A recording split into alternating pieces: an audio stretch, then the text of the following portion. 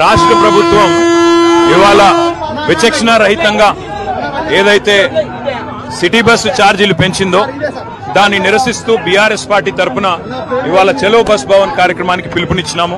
అక్కడ ఆర్టీసీ యాజమాన్యంతో మాట్లాడి మరి ఇదేనా మీ గవర్నమెంట్ యొక్క ఇన్నోవేటివ్ థింకింగ్ అని అడగబోతా ఉన్నాం.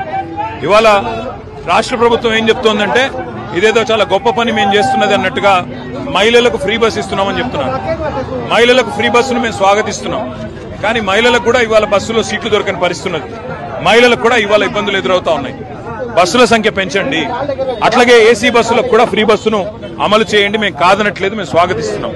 కానీ మహిళకు ఫ్రీ అని చెప్పి పురుషుడికి డబుల్ ఛార్జ్ చేసి పిల్లల బస్ పాస్ల ధరలు పెంచితే మరి కుటుంబం మీద భారం పడుతుందా పడదా ఇది ప్రభుత్వం చెప్పాలా.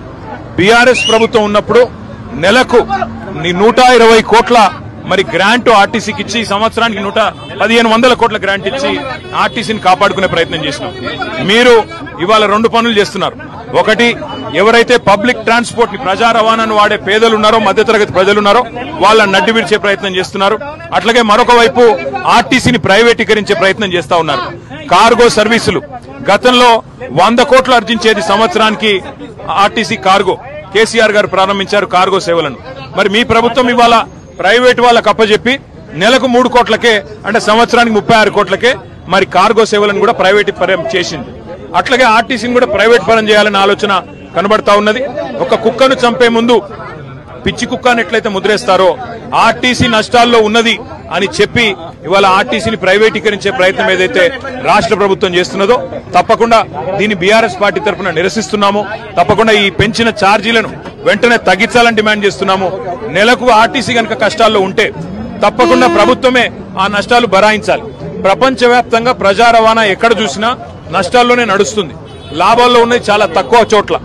నష్టాల్లో ఉన్నప్పటికీ ప్రజా రవాణా అనేది ప్రభుత్వం యొక్క బాధ్యత. ఆ బాధ్యత ప్రభుత్వం తీసుకొని నెలకు అవసరమైతే 500 కోట్ల 600 కోట్ల గ్రాంట్ ఇచ్చి మరి ప్రజా రవాణాను ప్రజల మీద భారం వేయకుండా నడపాలన్నదే మా ప్రధానమైన డిమాండ్. అట్లాగే ఆర్టీసీ ఉద్యోగులకు ఇచ్చిన ప్రతి మాటను ప్రభుత్వం నిలబెట్టుకోవాలి. ఉద్యోగులుగా వాళ్ళని ఆల్రెడీ మేము గుర్తించాము. ప్రభుత్వ ఉద్యోగులుగా మీరు ఇచ్చిన మాట అపాయింటెడ్ డే కానీ అట్లాగే యూనియన్ల గుర్తింపు కానీ ఇతర అంశాలు కూడా తప్పకుండా ప్రభుత్వం స్పందించి వెంటనే మాట నిలుపుకోవాలని డిమాండ్ చేస్తూ